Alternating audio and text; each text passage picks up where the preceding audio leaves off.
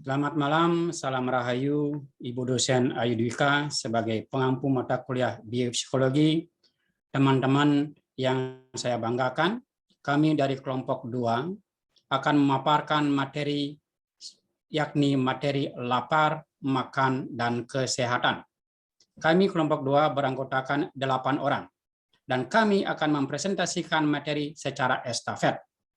Anggota kami yakni Yunata Dewi Cahyono, IGD Arta saya sendiri, Apriliantari, Quirinus Nahak Heli, Loputu Oka, Putri Arinandia, Nadine Wakif Islamia, Rini Francisca, dan Foni. Berikutnya silakan memaparkan materi Devi. Terima kasih Pak Arte. 3 fase metabolisme energi. Next.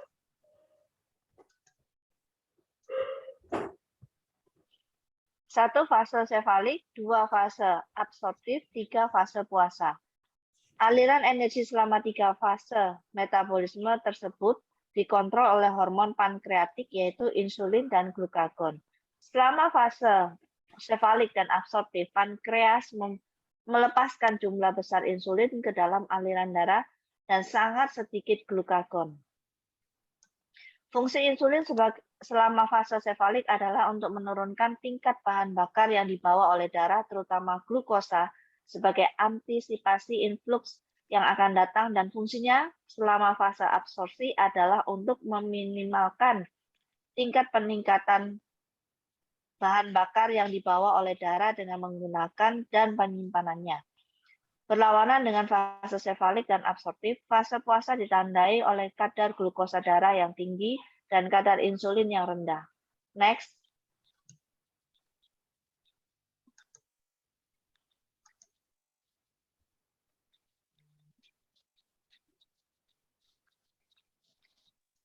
Sistem set point memiliki 3 komponen: set point mekanisme, set point director, set point efektor mekanisme. Semua sistem set point adalah negative feedback system. 2 teori set point model. 1 teori glukostatik adalah kita menjadi lapar karena kadar glukosa darah kita menurun secara signifikan ke bawah set point-nya, dan bahwa kita kenyang ketika makan itu mengembalikan kadar glukosa darah kita ke set point-nya. Teori yang kedua adalah lipostatik. Menurut teori ini, setiap orang memiliki set point untuk lemak tubuh, dan penyimpangan dari set point ini menghasilkan penyesuaian kompensatorik pada tingkat makan yang mengembalikan kadar lemak tubuh pada set point-nya. Next.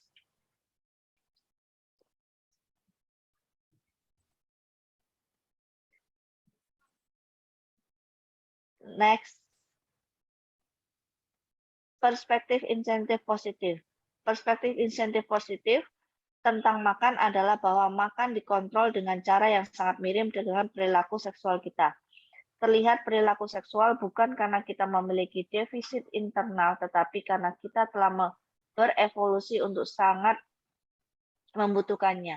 Tekanan evolusioner berupa kekurangan makanan di luar perkiraan telah membentuk kita dan binatang-binatang berdarah panas lainnya. Ia membutuhkan pasokan energi terus-menerus untuk mempertahankan suhu tubuh, untuk memanfaatkan makanan yang baik saat memakan, itu ada dan memakannya. Silakan Bu Foni. Faktor penentu apa yang kita makan.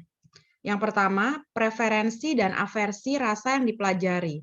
Rasa tertentu, manis, asin, asam, pahit, memiliki nilai insentif positif yang tinggi untuk hampir semua anggota spesies, termasuk binatang dan manusia. Contoh, ada orang suka rasa manis, biasanya merupakan makanan yang tinggi energi dan kaya akan vitamin dan mineral. Ada orang suka rasa asin yang merupakan makanan yang kaya akan sodium. Yang kedua, belajar makan vitamin dan mineral. Manusia seringkali ada keinginan untuk makan yang manis dan berlemak atau asin. Itu merupakan sinyal dari dalam tubuh bahwa tubuh kita memang memerlukan sodium atau vitamin dan mineral lainnya. Faktor yang mempengaruhi kapan kita makan. Yang pertama, lapar sebelum waktu makan. lapar sebelum waktu makan. Menurut Woods, kunci untuk memahami lapar adalah memahami bahwa makan menimbulkan stres pada tubuh. Sebelum waktu makan, cadangan energi tubuh dalam keadaan keseimbangan homeostatik, lalu ketika makan terjadi influx bahan bakar ke aliran darah yang mengganggu homeostatik. Tubuh melakukan cara untuk mempertahankan homeostatis. Misalnya, dekat waktu makan, tubuh melepas insulin dalam darah sehingga mengurangi glukosa darah. Yang kedua, pengkondisian lapar Pavlovian. Weingarten memberi dukungan kuat bahwa lapar itu disebabkan oleh ekspektasi akan makanan dan bukan defisit energi. Sebagai contoh, ia menyuguhkan 6 kali makan dengan interval reguler kepada tikus dan memberi sinyal ketika makanan datang dengan bel. Proses ini dilakukan selama 11 hari dan ternyata tikus itu mulai makan ketika dengar bel, walaupun baru selesai makan. Faktor yang mempengaruhi berapa banyak kita makan. Yang pertama, sinyal kenyang. Makanan dan glukosa di usus dapat menginduksi sinyal kenyang. Sinyal ini bergantung kepada volume dan nutritive density, atau kepadatan nutritif volume kalori pada makanan itu. Sham eating atau makan pura-pura. Eksperimen ini dilakukan kepada tikus. Makanan yang dimakan tidak masuk langsung ke dalam tubuh, tetapi dibuang melalui pipa implan dalam perut tikus. Awal syamil ini mereka makan sesuai porsi biasa, tapi setelah beberapa kali seperti ini, tikus mulai makan dalam jumlah yang lebih besar karena memerlukan nutrisi yang seharusnya. Appetizer, efek, dan kenyang. Contoh, pada saat pesta, kita diberi makan appetizer malah akan meningkatkan rasa lapar. Yang keempat, besarnya porsi makan dan kenyang. Banyak makan dipengaruhi besarnya porsi. Semakin besar porsi kita makan, jadi lebih banyak. Pengaruh sosial dan kenyang. Kita akan makan lebih banyak ketika makan bersama dengan orang lain daripada makan sendiri. Yang terakhir, kenyang spesifik sensori. Jumlah rasa yang tersedia dalam makanan memiliki efek besar kepada ukuran porsi makan. Contoh, tikus ditawari coklat dan roti yang berbeda dari makanan yang biasa dikonsumsi mengalami peningkatan asupan kalori rata-rata sebesar 84%. Dan setelah 120 hari, berat badan bertambah 49%. Oke, next dilanjutkan oleh Oka. Kadar glukosa darah dalam lapar. Campbell dan Smith pada tahun 1990 melakukan eksperimen menggunakan tikus-tikus yang ditempatkan secara individual dengan akses bebas ke cairan antara diet dan air, serta kadar glukosa darah mereka dipantau terus-menerus. Dalam situasi tersebut, garis basal kadar glukosa darah jarang berfluktuasi lebih dari 2%. Akan tetapi, sekitar 10 menit sebelum makanan diinisiasikan, tingkatnya tiba-tiba turun sekitar 8%. Bukti tidak mendukung interpretasi glukostatik terhadap observasi ini, bahwa penurunan kadar glukosa darah sebelum makan menghasilkan lapar dan makan. Bahkan, bukti menunjukkan bahwa arah sebab akibatnya berlawanan, bahwa niat untuk mulai makan memicu penurunan pada glukosa darah. Terdapat 4 observasi yang relevan, salah satunya mengatakan bahwa bila makanan yang diharapkan tidak dihidangkan, kadar glukosa darah segera kembali ke tingkat homeostatik sebelumnya. Mitos tentang lapar hipotalamik. Pada tahun 1950-an, eksperimen-eksperimen pada tikus menunjukkan bahwa perilaku makan dikontrol oleh 2 daerah yang berbeda di hipotalamus, yaitu kenyang oleh ventromedial hipotalamus atau VMH dan makan oleh lateral hipotalamus atau LH. Teori tersebut ternyata keliru. Meskipun kegagalan konsep lateral hipotalamus dan ventromedial hipotalamus sebagai nukleus yang mengontrol rasa lapar dan kenyang masing-masing, bukti terbaru menunjukkan bahwa populasi sel tertentu yang berbeda dalam hipotalamus dapat mempengaruhi rasa lapar dan kenyang. Sebagai contoh, neuron tertentu dalam nukleus paraventrikular dari hipotalamus telah terbukti bertindak sebagai sensor nutrisi yang dapat mempengaruhi makan dan kenyang. Selanjutnya, beberapa populasi neuronal yang berbeda dalam arcuate nucleus dari hipotalamus telah terbukti baik dalam 1. Mengontrol metabolisme jaringan adipose, 2. Mengurangi pemberian makan, atau 3. Meningkatkan pemberian makan. Selanjutnya akan dijelaskan oleh Kak April.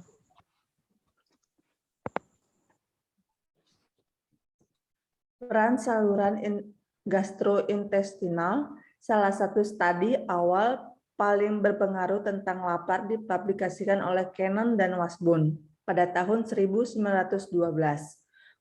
Washburn menelan sebuah balon kosong yang diikat ke ujung sebuah pipa tipis. Setelah itu, Cannon memompakan udara ke dalam balon itu dan menghubungkan ujung pipa ke sebuah pipa kaca berbentuk U yang diisi air sedemikian rupa sehingga terjadilah kontraksi di perut Washburn dan menghasilkan peningkatan sementara pada tingkat air ujung lain pipa U tersebut. Temuan Cannon dan Washburn menghasilkan teori bahwa lapar adalah perasaan kontraksi yang disebabkan oleh perut kosong, sementara itu kenyang adalah perasaan distensi perut kembung. Next.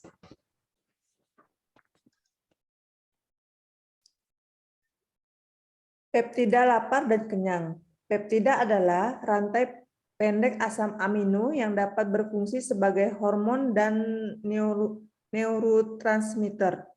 Pada tahun 1973, Gibson dan Smith menyuntikkan salah satu peptida usus ke dalam tubuh tikus yang lapar dan menemukan bahwa mereka makan dengan porsi yang lebih kecil.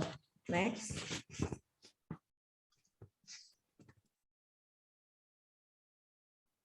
Serotonin dan kenyang. Serotonin adalah hormon yang bertugas untuk membawa pesan antar sel dalam otak.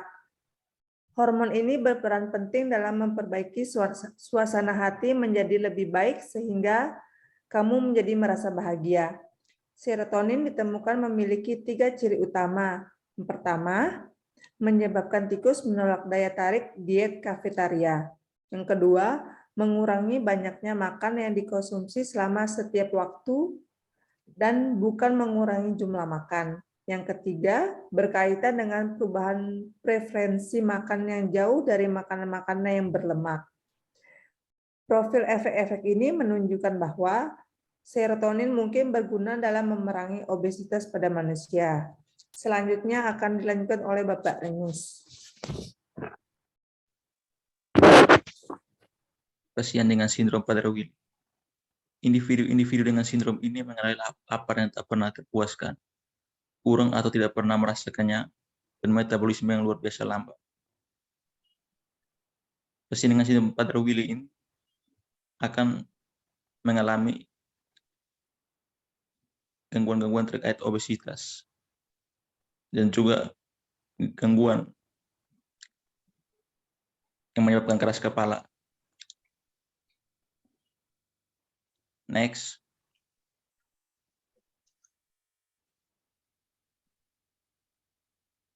Asumsi set point tentang berat badan dan makan. Variabilitas berat badan. Fungsi utama rasa lapar adalah untuk mempertahankan set point dan kesehatan. Salah satu implikasi teori-teori set point pada pengaturan berat badan adalah bahwa set point setiap orang optimal bagi kesehatan orang itu, atau setidaknya kompatibel dengan kesehatan yang baik.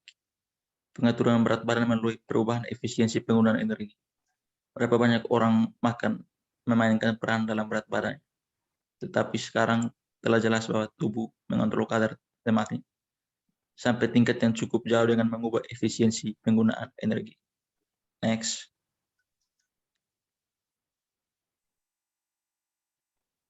Set point dalam pengontrolan berat badan. Beberapa penelitian yang menonjol tentang lapar dan pengaturan berat badan pada umumnya mengakui bahwa model set point yang strict tidak dapat menjelaskan fakta-fakta pengaturan berat badan dan mereka mengusulkan model yang fleksibel. Dan model yang fleksibel itu adalah model setting point. Berikutnya akan disampaikan oleh Kak Nadine. Selanjutnya adalah obesitas. Obesitas adalah suatu gangguan di mana lemak tubuh berlebihan yang meningkatkan resiko masalah kesehatan. Obesitas ini sering terjadi karena kalori yang masuk lebih banyak daripada kalori yang terbakar. Siapa yang perlu khawatir dalam masalah obesitas ini?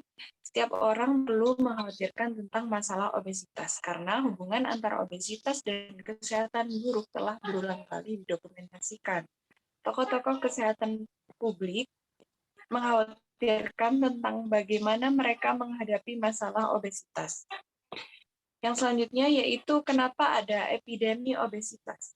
Individu-individu paling kuat yang lebih menyukai makanan tinggi kalori, mereka akan makan sepuasnya ketika makanan tersedia dan menyimpan sebanyak mungkin kelebihan kalori dalam bentuk lemak tubuh.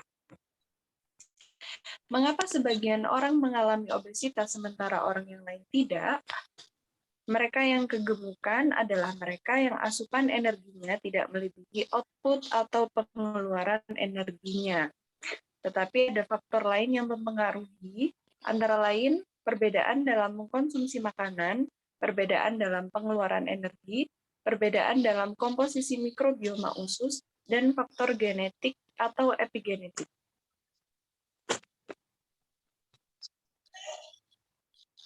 Mengapa program penurunan berat badan cenderung tidak efektif? Seperti diprediksi oleh model settling point, kebanyakan berat badan yang hilang akan didapatkan kembali begitu pelaku diet berhenti mengikuti program itu dan kondisi awalnya kembali lagi. Olahraga memiliki banyak efek yang mendukung kesehatan. Beberapa studi menunjukkan bahwa olahraga seringkali hanya memberikan sumbangan kecil pada penurunan berat badan. Tubuh kita adalah mesin yang efisien, sehingga hanya membakar sedikit sejumlah kalori selama olahraga biasa. Selanjutnya, leptin sebagai penanganan obesitas manusia. Leptin ditemukan sebagai sinyal feedback negatif dalam pengaturan lemak tubuh. Kadar leptin lebih berkolerasi dengan lemak yang disimpan di bawah kulit, sedangkan insulin berkolerasi dengan lemak yang disimpan di sekitar organ di dalam rongga badan. Adakah penanganan untuk obesitas? Penanganan obesitas yang pertama yaitu dengan pemberian obat agonis serotonergik, yaitu obat yang dapat memberikan dorongan yang dapat memperkecil dorongan untuk makan makanan tinggi kalori, konsumsi lemak, intensitas lapar, dan besarnya. Yang kedua yaitu operasi lambung.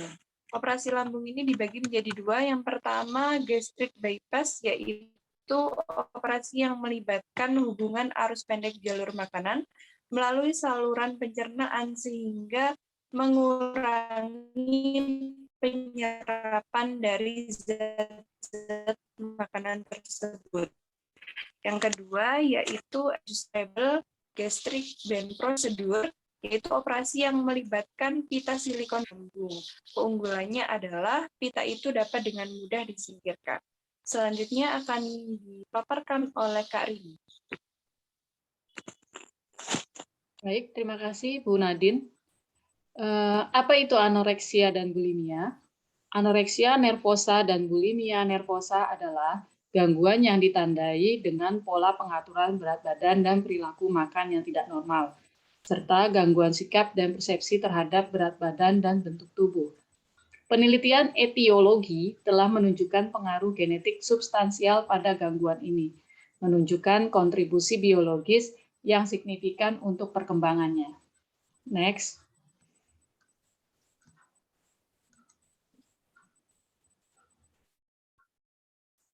Bagaimana hubungan anoreksia dan bulimia? Anoreksia nervosa ditandai dengan pembatasan konsumsi makanan yang secara ketat, rasa takut gemuk, ketidakpuasan terhadap bentuk badan, dan pandangan yang keliru tentang berat badan. Sebagai contohnya, penderita anoreksia yang sangat kurus dapat berpikir bahwa ia terlalu gemuk. Lalu, sedangkan untuk bulimia nervosa, mengkonsumsi makanan dalam jumlah berlebihan yang kemudian diikuti dengan rasa bersalah atau menyesal karena telah kehilangan kendali. Akibatnya, penderita bulimia akan langsung mengeluarkan kembali makanan dari perutnya, baik itu dengan muntahan atau buang air besar yang dirangsang oleh gangguan obat pencahar. Next.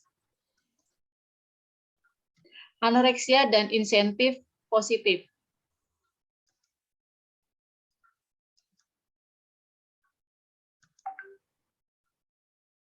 Oke, terima kasih.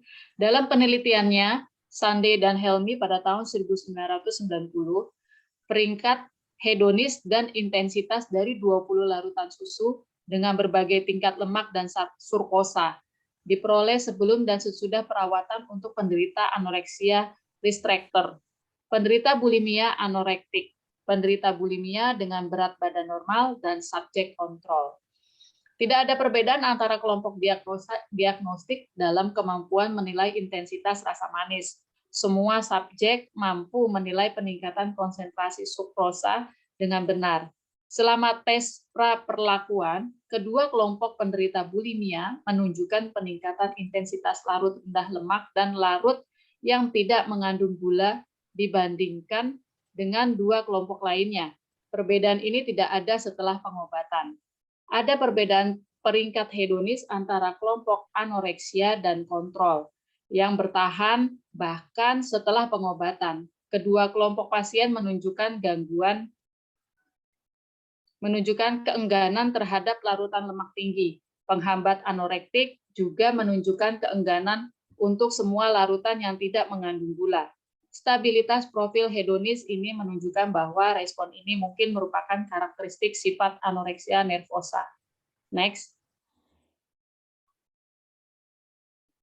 Anoreksia hipotesa bisa dilihat dari penderita kelaparan dan penderita anoreksia sendiri. Penderita kelaparan adalah seseorang atau individu atau kelompok yang dikarenakan kurangnya bahan pangan di suatu wilayah bencana. Kelaparan bisa bertahan selama berbulan-bulan, bahkan bertahun-tahun. Seringkali kelaparan juga disebabkan oleh bencana alam lain seperti gempa bumi atau tsunami yang menghancurkan seluruh wilayah dan menyebabkan eksodus massal. Kematian karena kelaparan sering terjadi pada balita maupun lansia. Sedangkan penderita anoreksia dan bulimia, gangguan yang terkait etiologi yang tidak diketahui yang paling sering dimulai pada masa remaja dan wanita. Anoreksia dan bulimia memiliki gejala yang unik dan membingungkan, seperti perilaku makan yang dibatasi atau makan berlebihan, distorsi citra tubuh, penolakan kekurusan, dan resistensi terhadap pengobatan. Di sini jika dilihat dari penderita kelaparan, ketika dia menemukan makanan, dia akan pelan-pelan dan menghabiskan makanannya selama mungkin. Menu tidak pernah menjadi terasa monoton meskipun selama setiap hari disuguhkan dengan menu yang sama. Makanan akan semakin enak. Bahkan remahan roti kotor pun tampak menggugah selera. Sedangkan untuk anoreksia, ada pengurangan asupan makanan dengan mengurangi ketersediaan triptofan plasma. Adalah cara dengan mereka dapat memodulasi aktivitas fungsional 5HT, otak, dan suasana hati yang cemas. Orang dengan anoreksia memasuki lingkaran setan yang menjelaskan kronistas gangguan ini karena pembatasan kalori yang menghasilkan jeda singkat dari suasana hati disporik. Namun malnutrisi dan penurunan berat badan pada gilirannya menghasilkan perubahan pada banyak neuropeptida dan fungsi manomania, mungkin dalam rangka menghemat energi, tetapi juga melebih-lebihkan suasana hati disporik.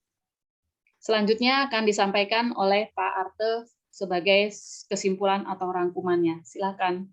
Terima kasih. Teman-teman yang berbahagia, dari pemaparan tadi, dari tim 2, kami akan mengambil beberapa rangkuman, yakni fase metabolisme energi, itu ada 3, yakni fase sefalik, fase absorptif, fase puasa. Dan fase atau faktor yang kita makan, ada 2, yakni faktor preferensi rasa, belajar makan vitamin dan mineral.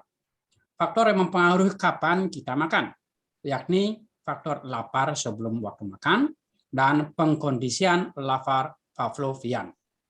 Faktor mempengaruhi berapa banyak kita makan, yakni ada sinyal kenyang, ada sham eating, ada appetizer effect and kenyang, ada besar porsi makan dan kenyang, pengaruh sosial, dan kenyang spesifik sensori. Salah satu implikasi teori-teori set point pada pengaturan berat badan adalah bahwa set point setiap orang optimal bagi kesehatan orang itu, atau setidaknya kompatibel dengan kesehatan yang baik. Dan sekarang hubungan anoreksia dan bulimia. Anoreksia adalah dengan pembatasan konsumsi makan secara ketat. Sedangkan bulimia nervosa berbeda dengan anoreksia. Perilaku utama seseorang dengan bulimia adalah mengkonsumsi makanan dalam jumlah yang berlebihan.